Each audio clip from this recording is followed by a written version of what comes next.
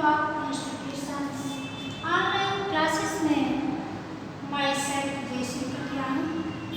आज मैं क्लास 9 में विषय हिंदी मैं आपको मीराबाई की जीवनी मीराबाई की व्याख्या पढ़ाऊंगी। उसमें बच्चों आपको व्याख्या कैसे करनी है, कौन कौन से पॉइंट होते हैं, पहले उसका क्रम क्या होता है,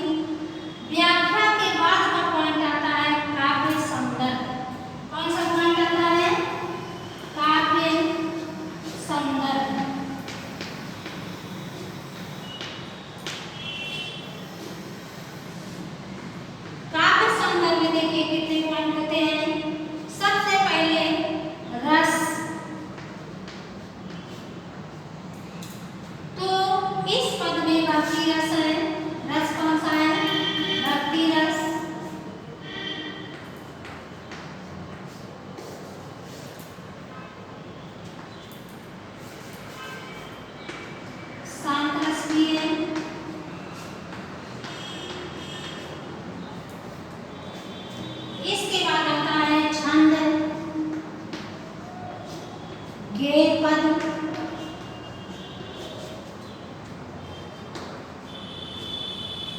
इसके बाद आता है अलंकार।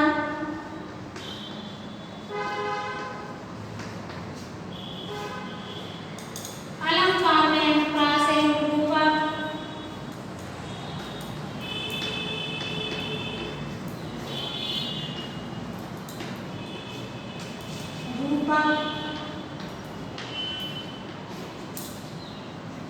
फिर चौथा पॉइंट आता है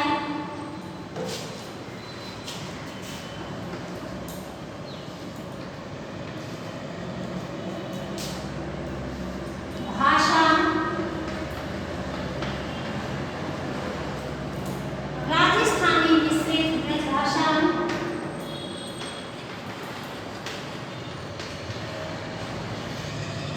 मिश्रित ब्रज भाषा,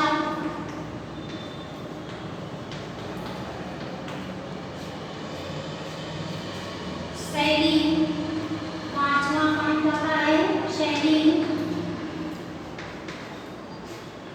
गीत मुक्तक शैली,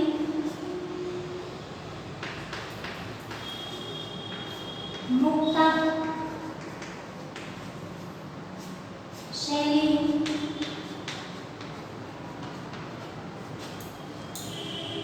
गुण,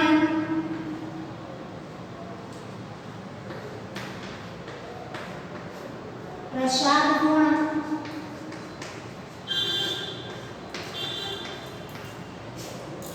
बच्चों काव्य संकलन में इतने पॉइंट होते हैं। एक बार मैं फिर से व्याख्या करने के लिए जो मुख्य बिंदु है उसके बारे में मैं आपको पुनः बताती हूँ। देखिए, व्याख्या करते समय सबसे पहला पॉइंट डालेंगे संकेत। संकेत में आप जिस पद की व्याख्या कर रहे हैं उसका पहला शब्द और लास्ट का। फिर इसके बाद सेकंड पॉइंट आता है संदर्भ। संदर्भ में प्रस्तुत पद्यांश हमारी पाठ्य पुस्तक हिंदी के काव्य खंड में संकेत पदावली शीर्षक से उद्धृत किया गया है। इसके रचयिता मीराबाई जी हैं या इसकी कवित्री मीराबाई जी हैं। इसके बाद तीसरा पॉइंट आता है बच्चों, तीसरा बिंदु है जिसको प्रसंग कहते हैं। प्रसंग में प्रस्तुत पद में मीराबाई की श्री कृष्ण के प्रति निश्चल भक्ति प्रकट हुई है। प्रसंग ज्यादा लंबा नहीं करते। फिर इसके बाद चौथा पॉइंट आता है व्याख्या, जो अभी मैं पढ़ाऊंगी आपको। फिर लास्ट पॉइंट आता है जिसको काव्य संदर्भ कहते हैं। इसमें पहला रस, कौन सा रस है? भक्ति रस और शांत रस। फिर छंद में गे पद है, मीराबाई द्वारा ये पद गाए गए हैं इसलिए गे पद। फिर तीसरा है अलंकार, अनुप्रास एवं रूपक। फिर भाषा, राजस्थानी मिश्रित ब्रज भाषा। फिर शैली, गीत मुक्तक शैली। फिर गुण, प्रसाद गुण।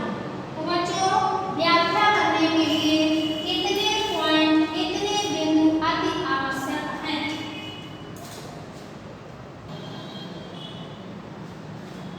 देखिए बच्चों, व्याख्या के कितनी बिंदु हैं ये मैं अभी थोड़ी देर पहले आपको समझा चुकी हूँ। पहला बिंदु क्या बताया था मैंने? संकेत। दूसरा क्या बताया था बच्चों? संदर्भ।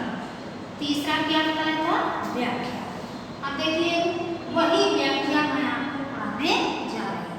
बहुत ध्यान से आपको सुनना है और फिर उसी हिसाब से आपको लिखना है। देखिए, बसो मेरे नैनन नैनन, मोर मुकुट मकराकृत कुंडल अरुण तिलक दिए भार, मोहनी मूरति सामर सुकृत नैना बने विशाल, अधर सुधारस मुरली राजत और वैजंती मान, क्षुद्र घंटिका पट तट शोभे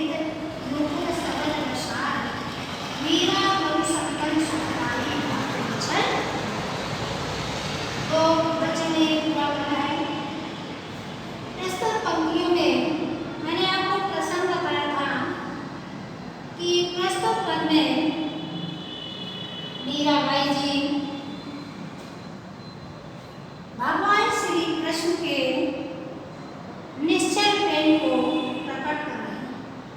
भगवान श्री कृष्ण के निश्चल प्रेम को इस पद में प्रकट कर रही हैं। उसी का यहाँ पर वर्णन किया जाता है। बसो मेरे नयन में, मीराबाई जी कहती हैं कि हे नंद के लाल श्री कृष्ण। नंदलाल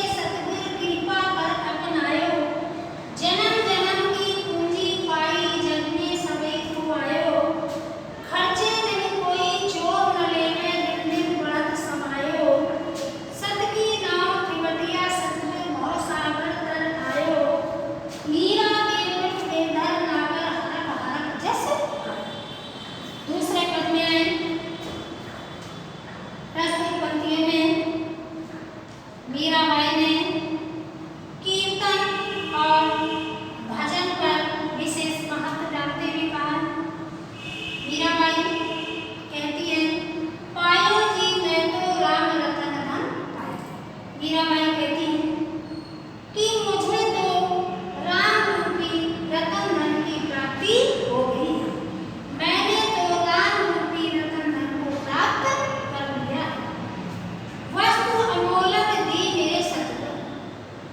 सतगुरु माने क्या है? सच्चे गुरु। मेरे सच्चे गुरु ने मुझे एक अमोलक माने एक अमूल्य वस्तु, मेरे सच्चे गुरु ने मुझे एक ऐसी अमूल्य वस्तु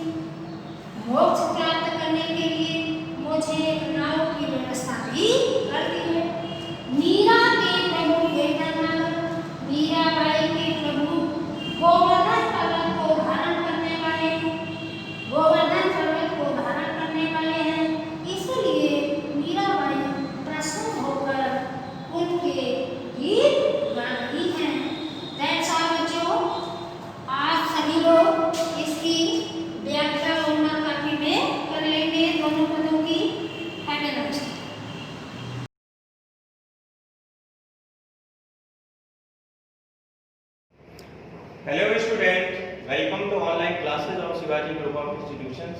Myself Rahul Dixit, your maths teacher. बच्चों लास्ट क्लास में हमने शेषफल प्रमेय और उस पर आधारित प्रश्नों को पढ़ा था। आज की क्लास में हम गुणनखंड प्रमेय और इस पर आधारित प्रश्नों को पढ़ेंगे। सबसे पहले बात करें गुणनखंड प्रमेय की। यदि f(x) एक या एक से अधिक घात वाला एक बहुपद है तथा a एक वास्तविक संख्या है तो x माइनस a बहुपद f(x) का एक गुणनखंड होगा यदि fa बराबर 0। शेषफल प्रमेय के अनुसार यदि fx को x माइनस a से भाग देने पर भाग देते हैं तो भागफल qx तथा शेषफल fa प्राप्त होगा। अब इसके बाद हम जानते हैं भाज्य बराबर क्या होता है, भाजक गुणे भागफल प्लस शेषफल। भाज्य बराबर भाजक गुणे भागफल प्लस शेषफल। अब इसके बाद केस फर्स्ट, यदि fa बराबर 0, यदि fa बराबर 0 तो यहाँ पर 0 रखेंगे fa के स्थान पर। देखिए क्या बनेगा, fx बराबर x minus a into qx plus 0। तो देखिए क्या मिलेगा, fx बराबर x minus a into qx। शेषफल क्या है, 0 है, अर्थात यहां से हमें क्या मिल जाएगा, x माइनस a fx का एक गुणनखंड, fx का एक गुणनखंड है। ठीक है, यदि शेषफल fa बराबर 0 होगा तो देखिए क्या बनेगा, fx बराबर x minus a into qx plus fa है। fa के स्थान पर हम 0 रखेंगे तो यहाँ से क्या मिलेगा, fx बराबर x minus a into qx। यहाँ से ये क्लियर होता है कि x माइनस a fx का एक गुणनखंड होगा। ठीक है, अब इसके बाद हम बात करेंगे केस सेकंड की।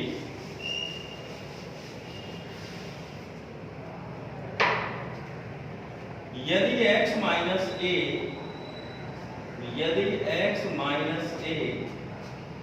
fx का एक गुणनखंड है, यदि x माइनस a fx का एक गुणनखंड है तो क्या होगा,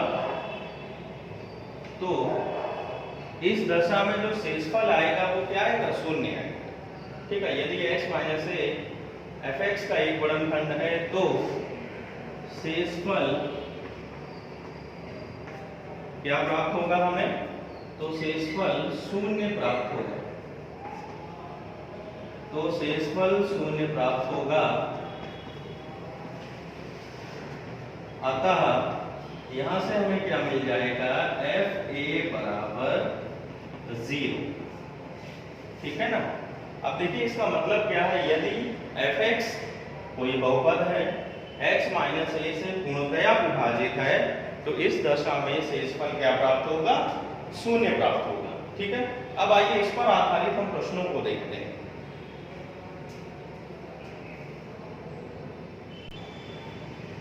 अब आइए इस पर आधारित प्रश्नों को देखते हैं। पहला प्रश्न है, सिद्ध कीजिए कि x माइनस 3 बहुपद x cube plus x square minus 17x plus 15 का एक गुणनखंड है। आइए पहले प्रश्न को हल करते हैं। क्या हमें सिद्ध करना है कि x माइनस 3 बहुपद x cube plus x square minus 17x plus 15 का एक गुणनखंड है।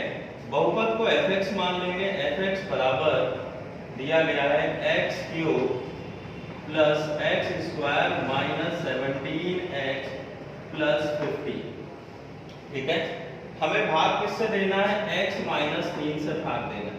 तो x माइनस 3 बराबर 0 लेंगे तो x बराबर क्या आ जाएगा, 3। x माइनस 3 से भाग देने पर शेषफल क्या आएगा, f3 आएगा शेषफल प्रमेय के अनुसार। और यदि fx x माइनस a का एक गुणनखंड है तो इस दशा में शेषफल क्या आएगा, 0 आएगा। ठीक है ना। अब देखिए यदि x माइनस 3 fx का एक गुणनखंड है तो x माइनस 3 से fx में जब हम भाग देंगे तो शेषफल क्या आएगा, 0 प्राप्त होगा। तो यहाँ से यदि हमको शेषफल 0 प्राप्त हो जाए तो ये सिद्ध हो जाएगा कि x माइनस 3 fx का एक गुणनखंड है। ठीक है ना। यदि शेषफल 0 आ जाए तो ये सिद्ध हो जाएगा कि x माइनस 3 बहुपद x cube plus x square minus 17x plus 15 का एक गुणनखंड है। अब आइए इसको हल करते हैं। यहाँ पर देखिए x के स्थान पर क्या रख देंगे, 0 रख देंगे। शेषफल प्रमेय के अनुसार f3 क्या होगा, शेषफल होगा। ठीक है ना। तो यहाँ पे x के स्थान पे 3 रखेंगे, 3 का क्यूब प्लस 3 का स्क्वायर माइनस 17x, x का मान 3 रखेंगे प्लस 15। अब इसको हल करेंगे। 3 का क्यूब क्या आएगा, 27 आएगा। 3 का वर्ग क्या आएगा, 9 आएगा। 17 तिया 51 प्लस 15 जोड़ेंगे 27 और 9 कितना आएगा, 36 प्लस 15 माइनस 21। अगले स्टेप में देखेंगे 36 और 15 जोड़ेंगे, देखिए क्या आएगा। 36 और 15 जोड़ने पे 51 आएगा। ठीक है, माइनस 51 कैंसिल हो जाएगा। यहाँ पर देखिए शेषफल क्या मिल गया हमें, शेषफल f3 बराबर हमें 0 मिल गया। शेषफल f3 बराबर 0 मिल गया। अगर हमें शेषफल शून्य प्राप्त हो रहा है तो इसका मतलब क्या है कि x माइनस 3 fx का एक गुणनखंड है। इसका मतलब क्या होगा, यहाँ पर लिख देंगे आंसर, अतः x माइनस 3 बहुपद x cube plus x square minus 17x plus 15 का एक गुणनखंड है। यदि शेषफल शून्य प्राप्त नहीं होता है तो इसका मतलब क्या होगा, x minus 3 x cube plus x square minus 17x plus 15 का गुणनखंड नहीं। ठीक है, इस टाइप का एक पहले टाइप का क्वेश्चन है, हमें सिद्ध करना होगा या ज्ञात करना होगा कि क्या x माइनस a fx का एक गुणनखंड है। तो x माइनस a से भाग देने पर यदि शेषफल हमें शून्य प्राप्त हो रहा है तो इसका मतलब गुणनखंड है। x माइनस a से भाग देने पर यदि हमें शेषफल शून्य प्राप्त नहीं हो रहा तो इसका मतलब गुणनखंड नहीं। ठीक है बच्चों, अब आइए अगला प्रश्न देखते हैं, प्रश्न नंबर 2।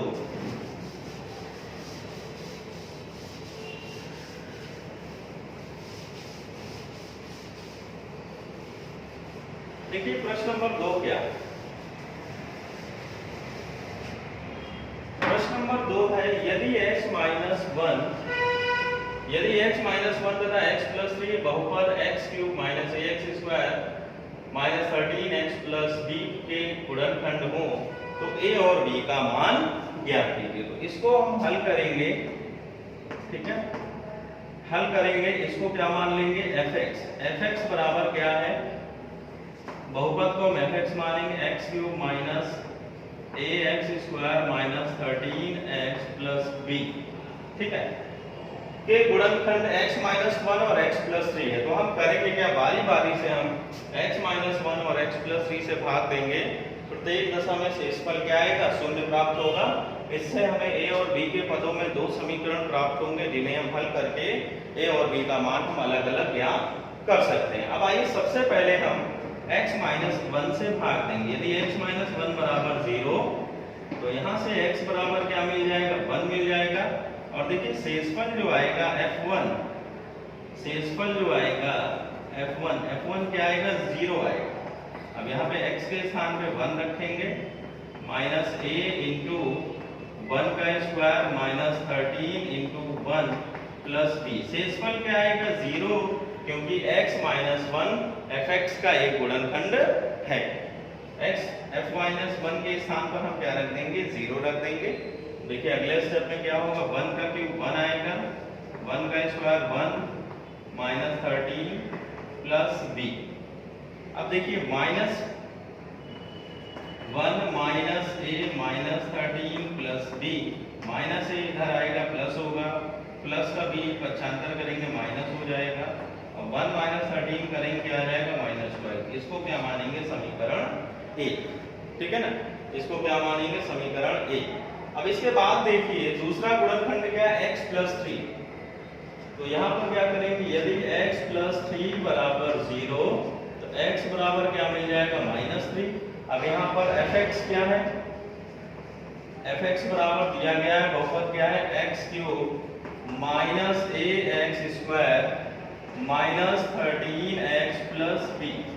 यहाँ पर x के स्थान पर क्या रख देंगे हम, -3 रखेंगे। -3 का क्यूब माइनस a इंटू -3 का स्क्वायर माइनस 13 इंटू x क्या है -3 प्लस b। अब देखिए यदि x प्लस 3 fx का एक गुणनखंड है तो जो शेषफल प्राप्त होगा वो क्या होगा, 0 होगा। यानी f माइनस 3 जो शेषफल प्रमेय के अनुसार शेषफल प्राप्त होगा वो क्या होगा, 0 होगा, क्योंकि x प्लस 3 बहुपद fx का एक गुणनखंड है। अब आइए -3 का क्यूब करेंगे। माइनस की घात अगर विषम संख्या है तो मान क्या आएगा, ऋणात्मक आएगा। a -3 का स्क्वायर सम संख्या है तो मान धनात्मक आएगा। 3 का वर्ग 9 आएगा। 13 तिया 39 माइनस इंटू माइनस प्लस आएगा प्लस b। अगले स्टेप में देखिए -9a है,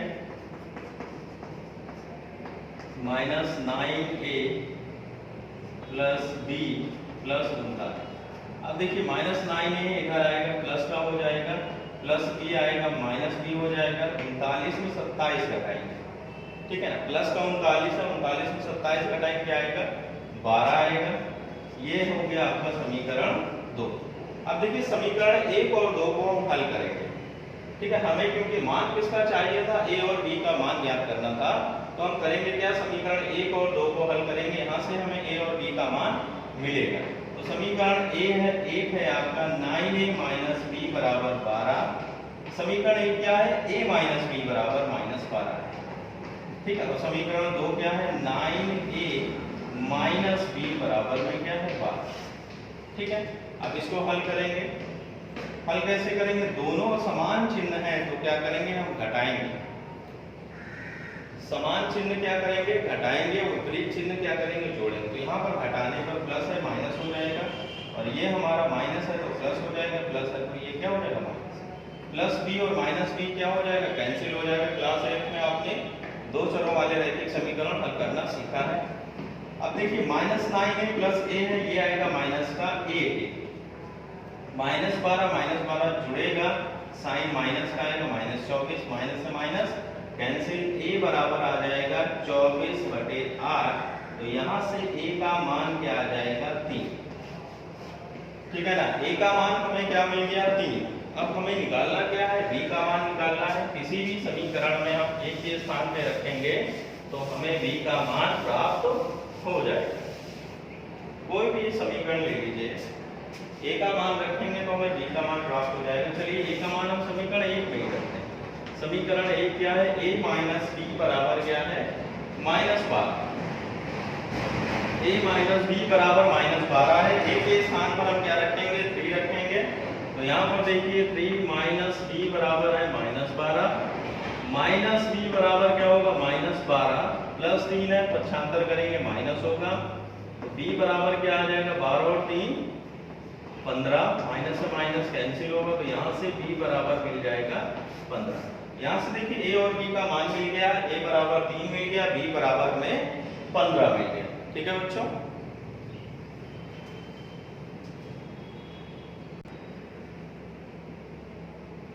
अब आइए अगला प्रश्न देखते हैं। यदि x प्लस 1 बहुपद fx बराबर 2x² प्लस kx का एक गुणनखंड है तो k का मान क्या कीजिए। देखिए क्या कह रहा है प्रश्न में, यदि x प्लस 1 बहुपद का एक गुणनखंड है, x प्लस 1 बराबर 0 मान लेंगे, x बराबर क्या आ जाएगा, -1 आ जाएगा। अब यहाँ पर देखिए x बराबर -1 रखेंगे। यदि x प्लस 1 fx का एक गुणनखंड है, fx का एक गुणनखंड है, एक गुणनखंड है, तो गुणनखंड प्रमेय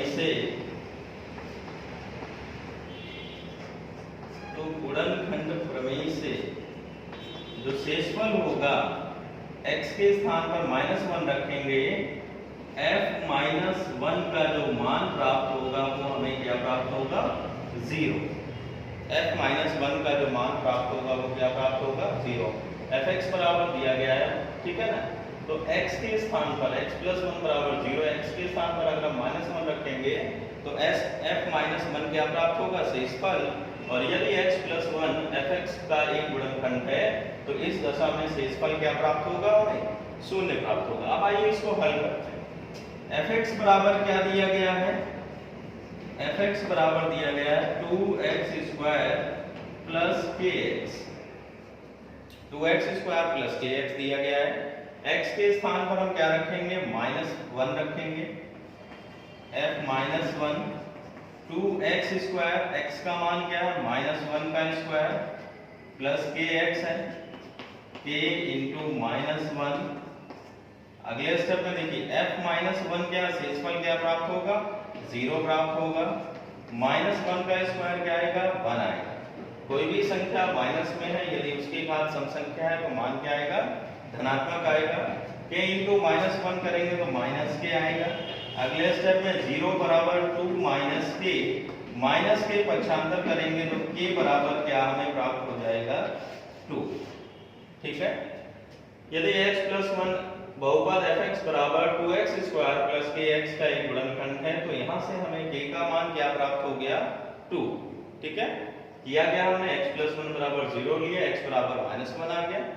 यदि x प्लस 1 fx का एक गुणनखंड है तो गुणनखंड प्रमेय से f माइनस 1 जो होगा वो क्या होगा 0 होगा, ठीक है ना। fx f माइनस 1 क्या होगा 0, ठीक है ना। f माइनस 1 क्या है शेषफल, शेषफल हमें 0 प्राप्त होगा। x के स्थान पे -1 रखेंगे, हल करेंगे, शेषफल के स्थान पे f माइनस 1 0 रख देंगे तो यहाँ से हमें k का मान क्या प्राप्त हो गया 2 प्राप्त हो गया, ठीक है बच्चों।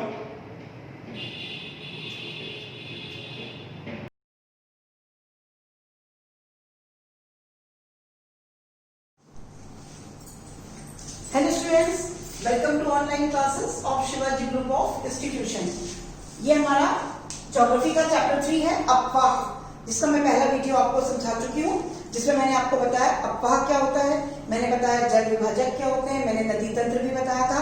मैंने उसमें काफी चीजें आपको बताई कि अपवाह का मतलब क्या होता है, किस तरह से कौन सी नदियां हैं जो कहाँ से निकलती हैं, उनका जो उद्गम स्थल होता है वो वहां से निकलते हुए और किस किस पोर्शन से होते हुए कहाँ पर जाकर वो गिर जाती हैं, कौन से सागर महासागर में या उसमें किसी भी लेक में जाकर वो मिल जाती हैं। जो उसका जो पूरा तंत्र होता है अपवाह का, उसे हम बोलते हैं अपवाह, पूरा अपवाह तंत्र होता है।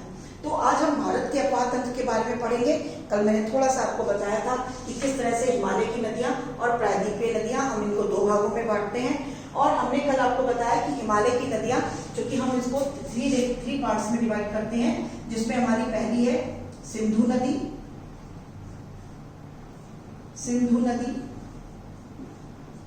है ना, और दूसरी हमारी थी गंगा नदी, और तीसरा हमारी थी जो है वो ब्रह्मपुत्र नदी।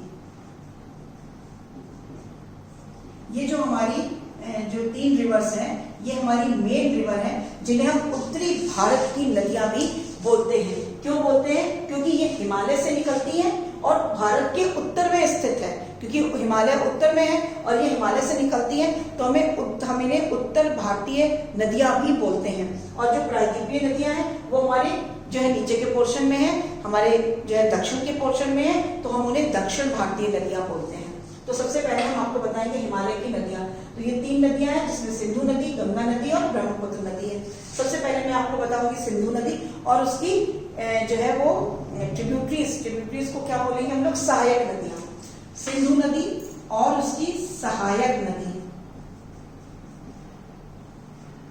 सहायक नदी क्या, सहायक नदियां, क्योंकि कई होती हैं, तो ये हमारी हो गई सहायक नदियां। अब देखिए सहायक नदी में आती है इसकी सतलुज,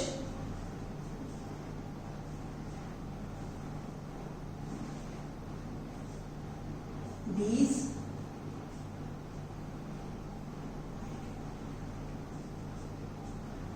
और जो है वो आपकी आएगी सतलुज, बीस और चेनाब,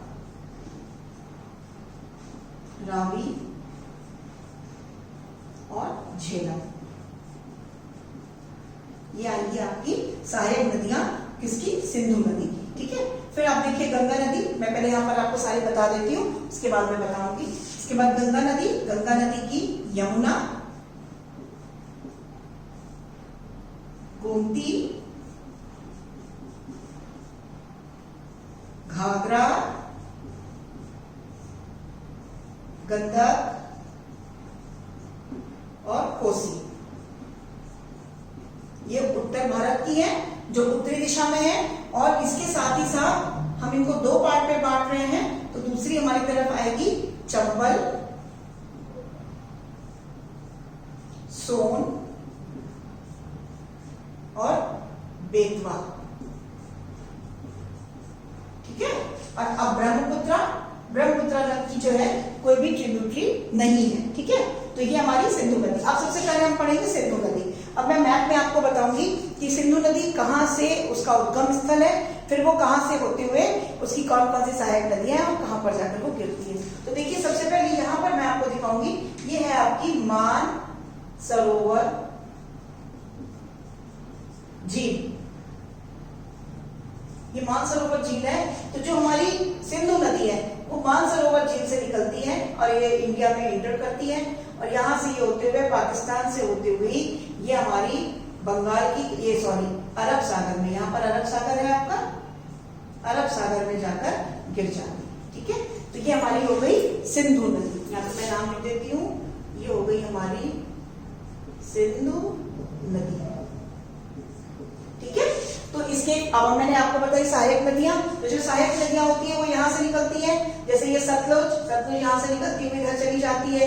इसी के साथ बीच, चेनाब और ये झेलम, ये मैं आपको जब मैप बताऊंगी तो फिर मैं और क्लियर करूंगी। तो ये जो है इसकी सब ट्रिब्यूटरीज हैं, मतलब इसकी सहायक नदियां हैं, और जो मेन है वो हमारी सिंधु नदी है जो कि मानसरोवर झील से निकलती है और ये पाकिस्तान में होती हुई और ये हमारी अरब सागर पे जाकर गिर जाती है। तो ये हमारी हो गई सिंधु नदी, और सिंधु नदी का तंत्र भी हो गया।